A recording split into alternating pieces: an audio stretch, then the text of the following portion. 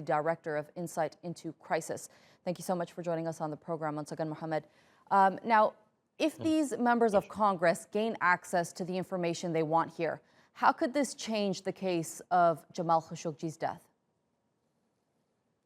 It will change the information available to the public and all the friends and family of Jamal Khashoggi and everyone who knew him and cared about him, that any information related to who ordered the murder, who executed Jamal, who planned it, and how they got away with it so far.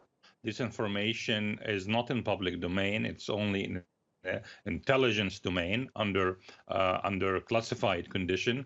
And once we have it out, then we will have a chance to point the finger officially at someone like Mohammed bin Salman, who, in my opinion, many other analysts' opinion, was the one directly responsible for ordering the heinous crime of murdering our friend Jamal Khashoggi, someone like Saud al-Qahtani, and the others in the higher echelon of the Saudi monarchy and the Saudi security system.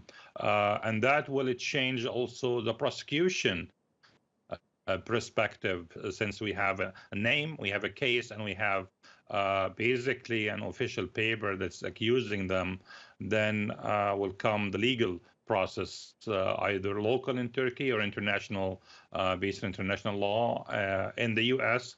for Jamal as an American resident.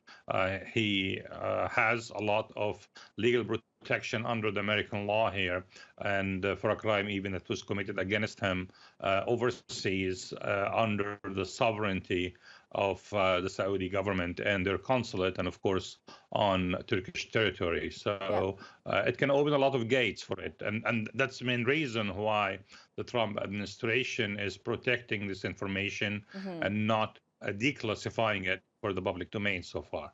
So the two members of Congress that are requesting this information, and Jamal Khashoggi's fiance held a news conference on Tuesday to announce plans to force release this U.S. report. Just give us some insight into those plans that they have. I mean, the plan, they send a letter to the acting director of national intelligence, Richard Grenell, who will be replaced quite soon once the replacement is confirmed by the Senate, and demanding that based on the law that was enacted in the defense bill of last year, that was enacted by Senator Ron Wyden, Democrat from Oregon, and Republican Tom Malinowski, a Democrat from New Jersey. So they have the law behind their back. But as we've seen how the Trump administration deals with Congress and deals with the Attorney General and deals with the issue of justice and legality and legal precedent, they haven't been really forthcoming with any information. Yeah, Mohamed, as you're pointing out there, having the law behind your back doesn't always work here. So do you think that these plans that they're making is going to work at all? Well, for the time being, I don't think it's going to work, just because we are into an election year, and President Trump is trying to protect everything that might fire back to him. And one of it is him protecting Mohammed bin Salman and the people responsible for killing Jamal Khashoggi. So this is one of the issue, and also the relation between his son-in-law Jared Kushner and Mohammed bin Salman, and might also be some remnant of the relation with the Russia investigation and the relation with United Arab Emirates, Mohammed bin Zayed. So there's so many pieces at play here that will embarrass the Trump administration, and they don't want it to come out in an election year.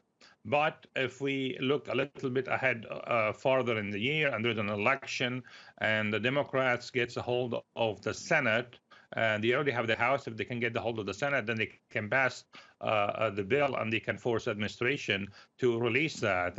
And that's saying if we still have a Trump administration. If we don't have a Trump administration and we have a Democratic one, I will expect that all of it to be released within a short time frame after an election.